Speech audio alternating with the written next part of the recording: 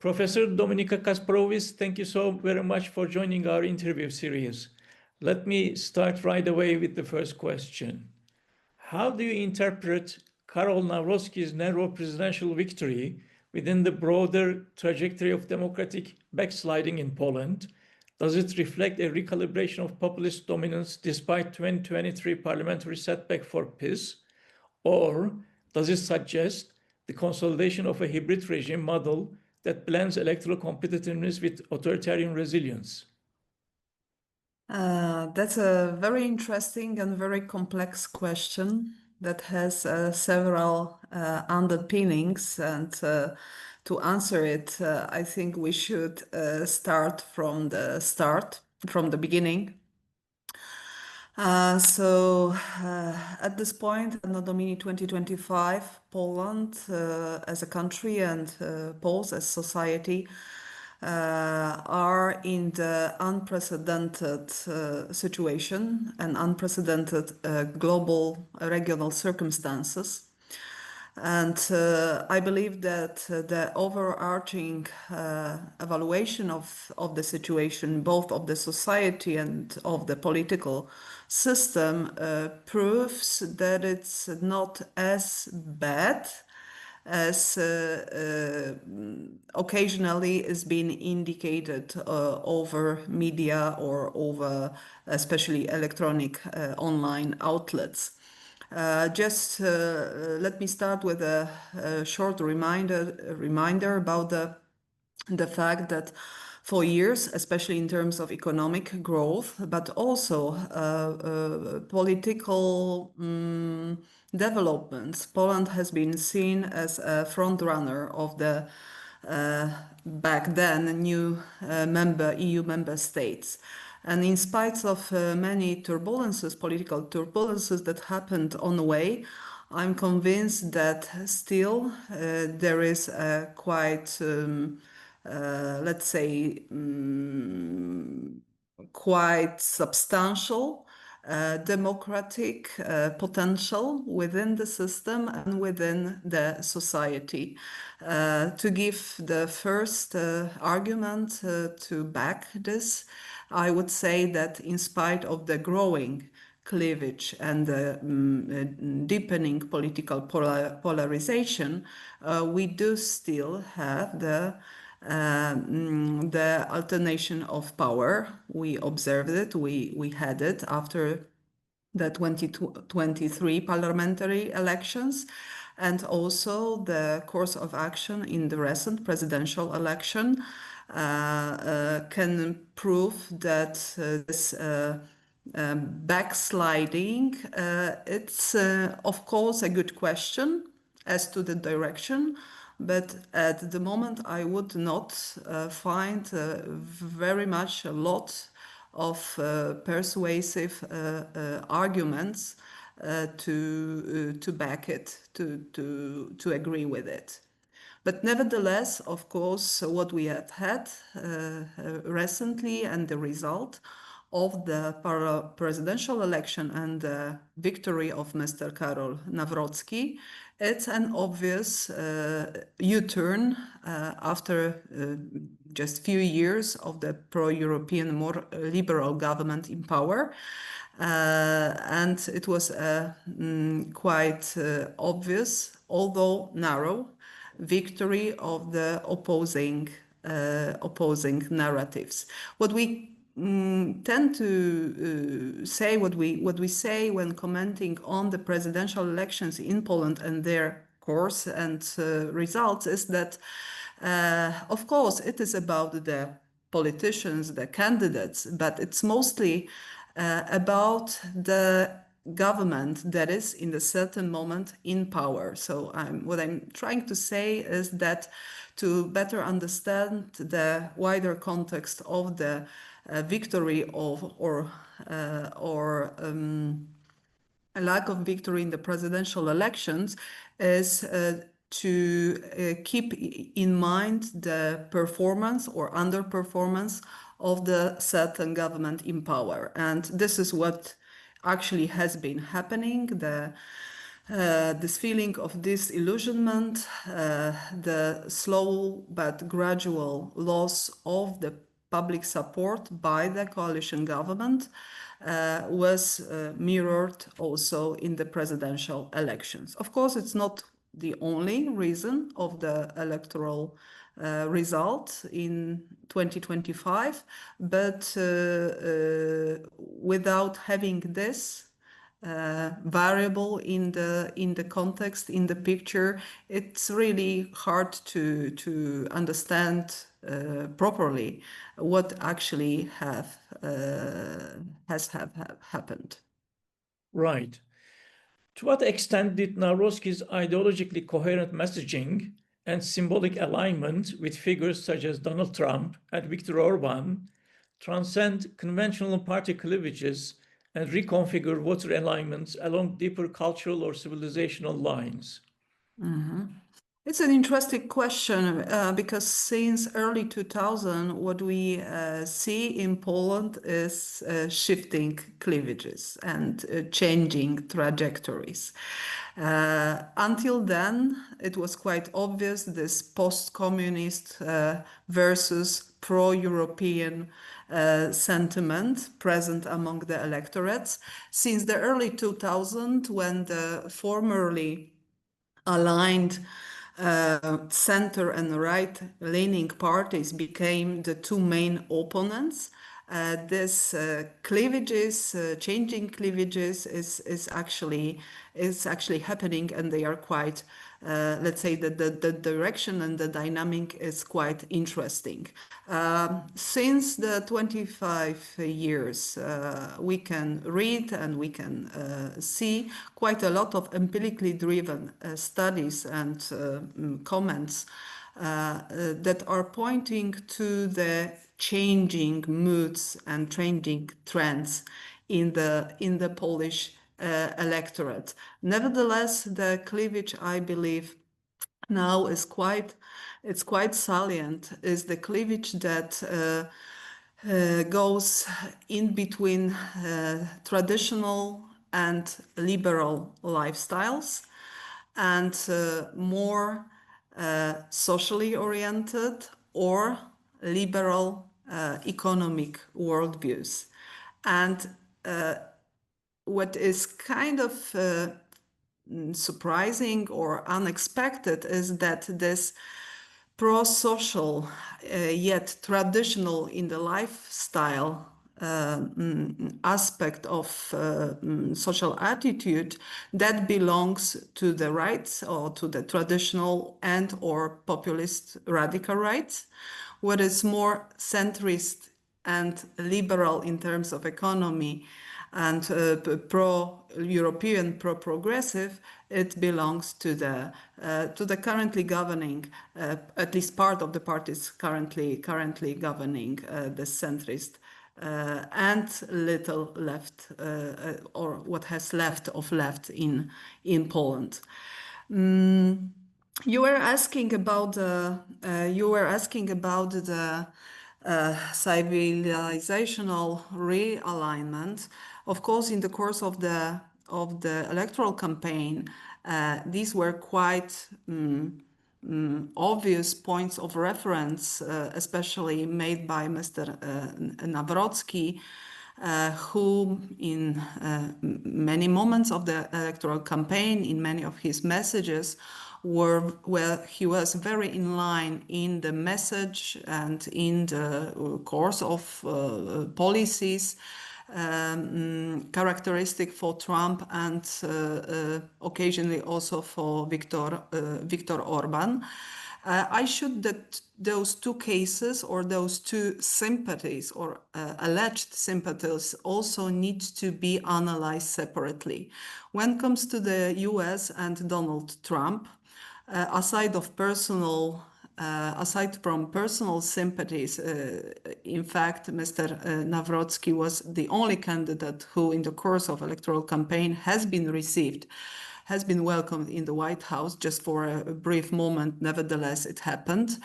We need to keep in mind that in terms of the Polish geopolitical situation, as a country, as a part of the so-called eastern flank of the European Union and NATO, in spite of all the turbulences that are happening recently in the US politics, we still have very narrow space of political security-oriented, very little space for maneuver in that regard. Poland has been a long-lasting ally with the US.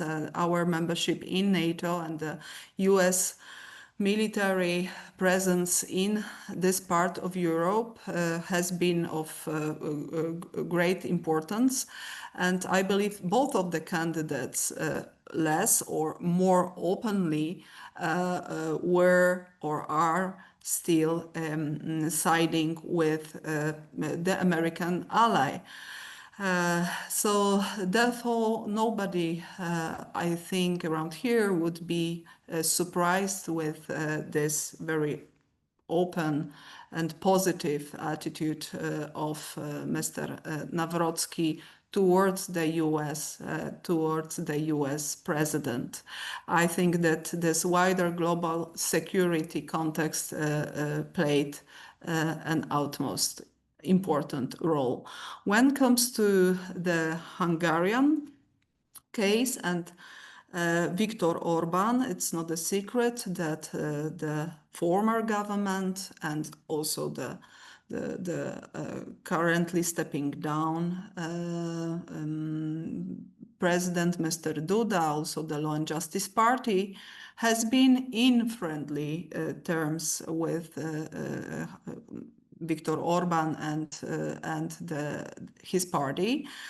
When you looked into the course of action, for example, in the European Parliament or in the European Commission, it was not always as friendly and as smooth as you could tell, judging upon the electoral campaign messages. Nevertheless, this strong, charismatic, populist leadership, it is a point. It was, and I believe it's gonna be kind of a point of reference to Mr. Nawrocki. But we should again look at the situation from the distance. And just to remind you that the Prime Minister, Mr. Tusk, later that year, he has been himself visiting Serbia. He has been very involved in this Polish presidency priorities of also EU enlargement process, or at least trying to keep the slow yet pace and the process alive. I mean, the complicated nature of the region and the growing threat from the east, from Russia, actually, I believe, adds a lot of colors and shades of gray to the performance of all political leaders, not only the candidates in the presidential campaign in this June Polish presidential elections. Right.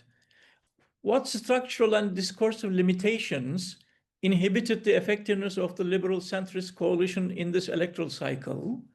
In particular, how might Tchaikovsky's electoral underperformance reflect a broader crisis of technocratic centrism and the limits of rationalist appeals in an emotionally polarized political landscape?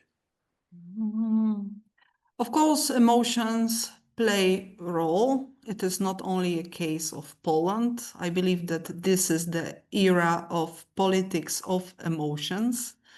There is a growing amount of research, academic research, that shows the short and long-term impact of political messaging, both offline and online, on the social attitudes interesting part of this story is that, of course, that many or a quite big share of this process, this impact, persuasive effects on the individual and group behaviors, it's happening under the surface. It's not necessarily a very conscious one when it comes to those who receive the message, of course.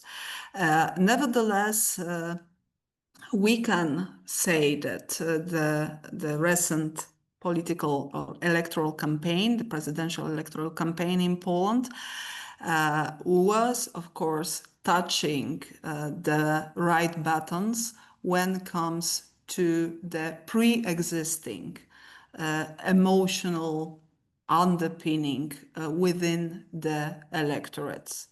If you look into the main themes of electoral campaigns in the past years in Poland, you would see that there was not a single one that would not be having this emotional appeal, sometimes built up non-existing threats, appealing to the mythical enemies, non-existing threats, or pointing into existing and very important, very salient cleavage in between the electorates of the centrist liberal part of the political spectrum and the traditionalist slash populist slash radical right ones. So there is a lot of emotions already behind the scenes.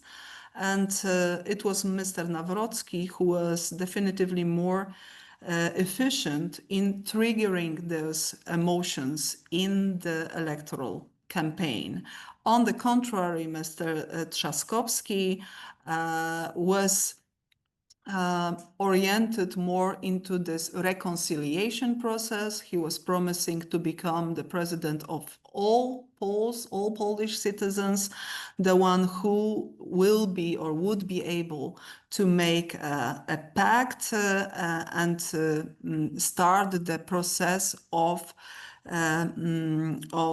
diminishing the cleavages that are so much that are so much shaping the Polish society of a day. So if you ask me if emotions played a role in the electoral campaign, of course they did. Mr. Nawrocki and his strategy to steer emotions proved to be more efficient.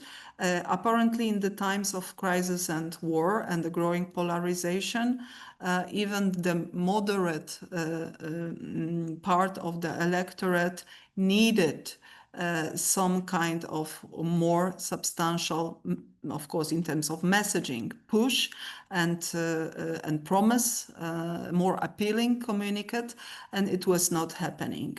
What I also want to add is that quite big imbalance in between the presence of the two candidates in the online media outlets and on the social platforms. Because when you look into the popular social platforms, both of the candidates were present there.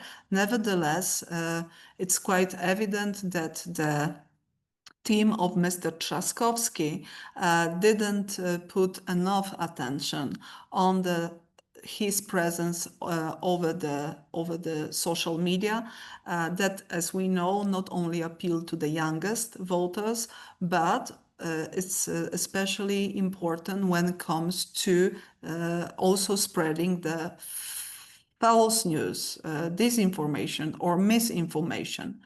So I believe that it was one of the most strategical mistakes of the campaign of Mr. Rafał Trzaskowski. Right.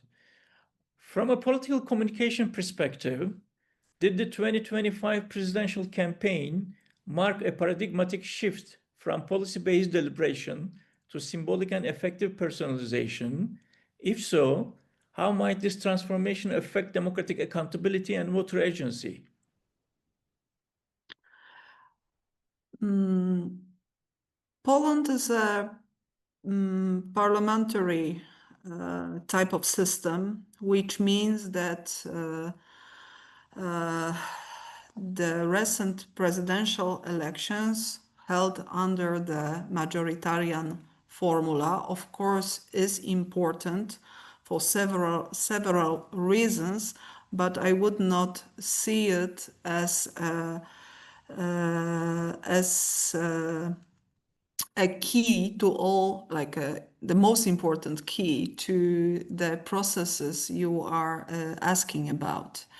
Nevertheless, considering the prerogatives of the President of the Republic, having a continuous situation of cohabitation between two opposite sides, will not actually help in stabilization of the Polish political system that underwent this destabilization processes in the past 8 years. And what I mean is mostly the changes that occur within the judiciary system, but also within the media system, and also in less known yet important aspect of the social and political life, like education and culture.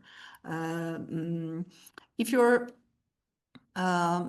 if you would be asking me about what actually speaks in favor or against the technocratic type of policy making, these were basically the obstacles that has been left behind, like systemically embedded constraints that efficiently prevent until the day the stabilization of the system. By stabilization, I also mean reversing of some of the reforms that has been introduced by the Law and Justice Party throughout their 2 terms in power. Right. Your work has emphasized the effective potency of populist grievance narratives. How did Nawrocki's campaign instrumentalize national identity and mnemonic politics to mobilize effective loyalty and consolidate a post-ideological populist base? It's a very interesting question because when you look into the numbers, Poland until today is an example of the unprecedented success when it comes to the GDP per capita, when look into the quality of life, when look into the growing quality of infrastructure. Of course, this is a big country with quite large population. Nevertheless, and it does not mean that it's all in pink colors and there are no problems. Nevertheless, when you consider and compare the situation of an average Polish citizen in the course of the past 20 years, in almost all groups, when it comes to age, when it comes to where do people live, when it comes to even education, you see an enormous progress. Of course, the war in Ukraine, the Russian invasion on Ukraine, an escalation of war, added an extra layer of anxiety, which now counts and is translated into the political attitudes and political behaviors. But when you think about the typical populist message and the typical populist voter, until the day in Poland, the external enemy that everybody agrees upon, this is a point of reference to both sides of political spectrum, Russia at this moment, the biggest Polish counterpart on the global stage, and the biggest threat as well. it's, let's say, out of the picture. Both Nawrocki and Trzaskowski, both Law and Justice Party and Civic Platform and the coalition partners agree as to the fact that Russia poses the biggest threat. It was also a quite important element of the electoral campaign of Mr. Nawrocki, formerly director of the National Remembrance Institute, so the public institution that is responsible for historical archival research and popularization of the Polish interpretation of the past. Nevertheless, especially Mr. Nawrocki found several elements that appealed to the resentments and grievances that are not shared by the biggest share of the society. Nevertheless, it gave the fuel to the electoral campaign, of course, depending on the region of the voivodeship when he was presenting. So the historical grievances in between Polish and Ukrainian nations over the Volyn events, so the last years of the Second World War and the mass murders that were happening there over the Polish citizens was one of the things. And of course, the anxiety and fear against the refugees and the illegal migrants that are still until the day an unsolved issue and problem at the Polish-Belarusian border mostly was, let's say, the second element.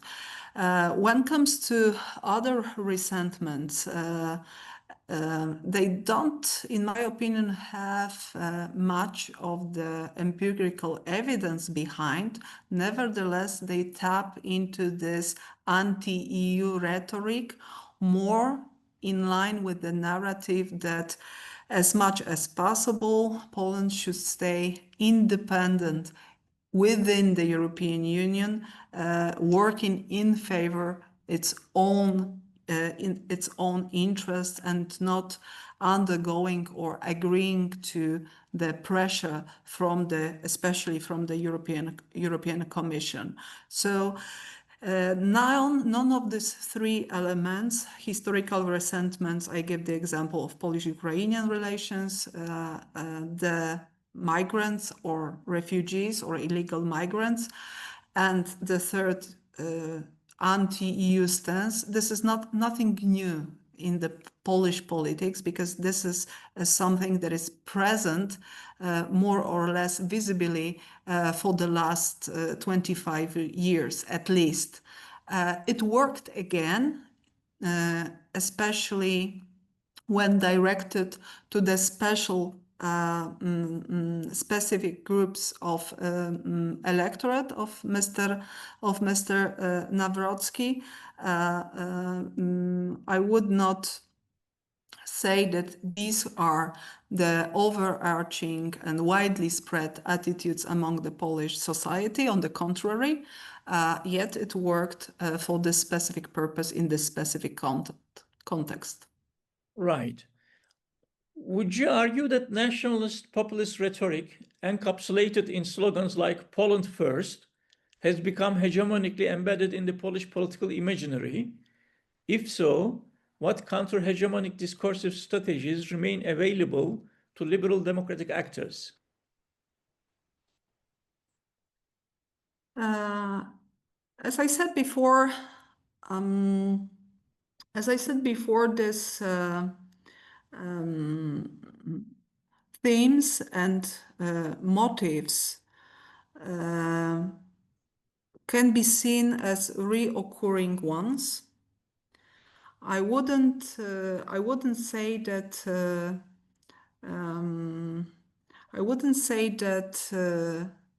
they are of growing importance. What is of growing importance is the changing political environment. And this is a new framework. This is unprecedentedly new framework that we should take into consideration when interpreting the course of political action in Poland. We didn't touch upon yet the topic that is a kind of elephant in the room, so the disinformation and FIMI, the foreign interference. That is present not only in Poland. Nevertheless, Poland should be considered to be as testing ground for many new strategies of that kind. So we are discussing here mostly the recent electoral outputs and the two political figures, leaders, Mr. Trzaskowski and Mr. Nawrocki. But what is overshadowing not only the Polish elections is, let's say, the third actor or the third agent, and I don't mean only one country, but I mean it more as an important salient factor behind the past and current political developments. And in spite of the fact that this long-lasting and very effective impact of the disinformation over in the course of electoral campaign has been acknowledged. We have these examples and plenty of data coming, of course, from Ukraine, but also from other countries, Georgia, Romania, Balkan countries or Western Balkan countries, but also Slovakia. Still, there is very little research and very too little political acknowledgement of the importance of this element. And lastly, Professor Kasprowicz, in the light of the apparent demobilization among progressive constituencies, what role can civil society, particularly youth movements, feminist groups, and right-based NGOs, play in resisting authoritarian normalization and restoring democratic engagement? Let me start with just a little reminder that the parliamentary elections that brought back to power the pro-European, more liberal political party or political parties were these elections were won, I'm just making a shortcut here, by the youngest and by women. Of course, with an important role of social movements and the NGO sector, which in Poland is big, quite well institutionalized, and managed to keep operate in spite of the not very favorable attitude of the government. It is not that all the NGO has been not in favor. Of course, we have witnessed mushrooming of the NGOs and mirroring institutions like we have seen in Hungary before. But in fact, in spite of two terms in power, the populist radical right government didn't manage to dismantle the pro-European, liberally oriented NGO sector, and it played quite a role.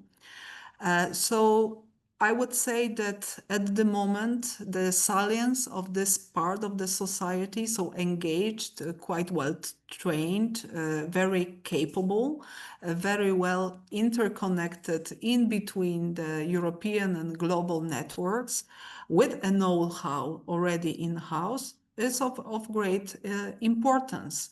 On the other hand, if you think of the Polish civil society and when you think of the biggest NGOs that are actually here on the ground, they are not political. So Poles, when getting involved into the NGO sector, if you look into the numbers, they are more into a different type of activism, but political. But political or not political, this civil involvement or civic involvement, citizens involvement is an important, I would say, one of the most important factors behind the social resilience. And I'm speaking of resilience not only in terms of the political struggle between law and justice, the civic coalition, but in more larger sense, as